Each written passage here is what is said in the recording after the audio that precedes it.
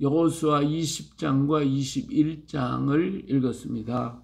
자, 20장에는 이 도피성에 대한 이야기가 있고요. 21장은 도피성이 거주하는 레위 지파에 대해서, 그리고 레위 지파가 받은 여러 성읍들에 대해서 기록하고 있습니다.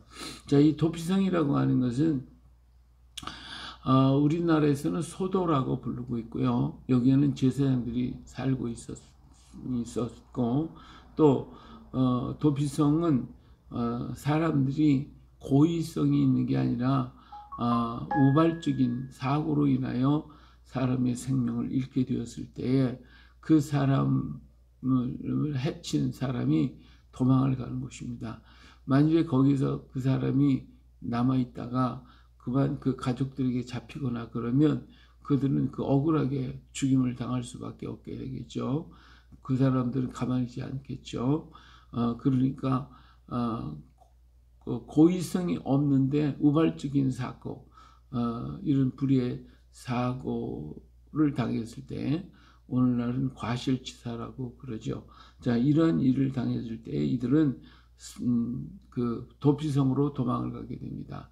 이 도피성에 도망가면 그들을 쫓던 모든 사람이 그를 해할 수가 없게 되어지죠.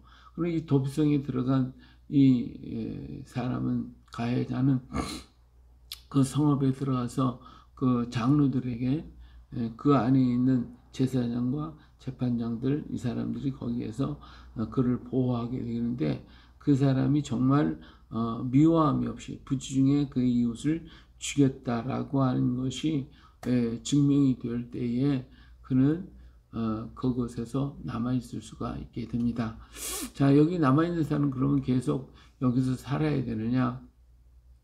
참, 그렇다고 그러면 이 사람들은 정말 감옥에 갇힌 거나 다름이 없겠죠. 가족으로 돌아가야 되지도 못하고 그 땅에 머물러 있어야 되니까. 그래서 이런 때에 이제 이 살인자는 회중 앞에 서서 재판을 받아야 돼요.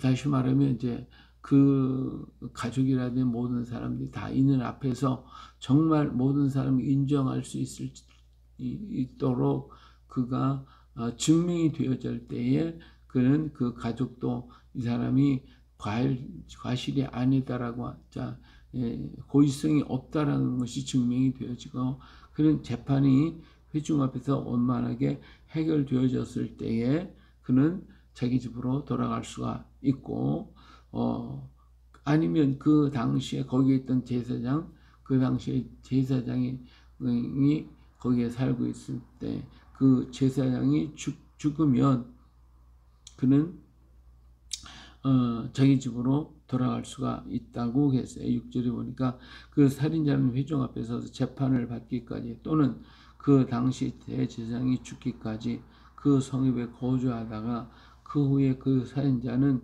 그 성읍, 곧 자기가 도망하여 나온 자기 성읍, 자기 집으로 돌아갈지니라 하시니라. 이렇게 재판을 모든 공의 앞에서 받아서 정당하게 재판이 받아서 죄가 없다는 게 확정이 되거나, 대제사장이 그때 있던 대제사장이 죽거나 그럴 때에는 이제 자기 집으로 돌아갈 수가 있게 되고, 누구든지 해할 수가 없게 되어지는 것이죠. 이렇게 해서 이스라엘 땅에 6군데의 도피성을 만들어 줬어요. 요단강 오른쪽 건너편 동쪽 땅에 세 성읍, 건너편에 또 세 성읍을 지어서 사람들이 도망을 갈 수 있도록 그렇게 만들어 줬습니다. 자, 여기에 이제 레위 지파 사람들은 분배를, 자기들이 어떤 받을 기업이 없잖아요. 다른 12지파들은 다 땅을 기업으로 받았지만 레위 지파 사람들은 사실은 기업이 없어요. 그 대신에 그들에게는 하나님 앞에 제사를 드려야 할 양이나 가축을 먹여야 할 목초지가 필요했고, 또 그들이 거할 수 있는 성읍이 필요했기 때문에 이들은 12지파의 각 지파의 제비를 뽑아서 모든 성읍들 속에 거주할 수 있도록 그렇게 만들어 줬습니다. 그래서 레위 지파에는 세 지파가 있었죠. 고핫 자손과 무라리 자손과 게르손 자손이 있었어요. 그리고 이제는 고핫 자손 속에 아론 자손 제사장들이 있었죠. 이 사람들에게 각각 다 제비를 뽑은 성읍 12지파 속으로 다 흩어져서 그들 속에 거주하게 되는 이런 모습을 볼 수가 있습니다. 이렇게 여러 성읍에 거주하게 만든 것은 레위 지파 사람들은 하나님의 말씀을 붙잡은 사람들이고 하나님의 성전에서 일을 하는 사람들인데, 이런 사람들이 그 속에 같이 어우러져 있음으로써 그들에게 하나님의 말씀을 가르쳐주고 그들 속에 연합을 이루고 함께 할 수 있도록 만들게 하시기 위한 것이죠. 이스라엘이 애굽에서 나와서 광야길을 걸어갈 때에도 레위 지파는 앞에 유다 지파가 서 있는 건 그 사이사이마다 12지파들의 그 무리들의 사이사이 속에 들어가서 그들은 그들과 함께 조화를 이루었죠. 이 레위라고 하는 말은 연합이라는 뜻이 있었거든요. 그러니까 앞에 가는 유다 지파나 뒤에서 따라오는 단 지파나 이런 사람들을 격려해 가면서 서로가 연합을 시키는 역할을 하는 일을 감당했던 것처럼, 이스라엘 땅에 흩어져 있는 모든 이 레위 사람들은 그들 속에 들어가서 하나님의 말씀을 가르치고 또 그들을 연합시키고 그들이 하나님을 잘 섬길 수 있도록 그렇게 만들어 그렇게 하도록 다 그 지파의 속에 들어가게 된 것이죠.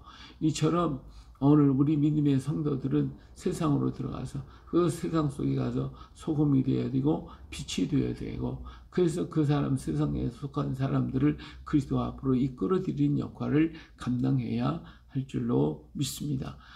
교회가 서로 지역에 세워진 것도 역시 도피성처럼 세상에 환난과 재난과 고난과 어려움을 겪은 사람이 돌아와서 그곳에서 쉼을 얻고 또 자기의 죄사함을 받고 그리고 거기서 살아갈 수 있도록 하는 게 세상 속에 있는 교회들이잖아요.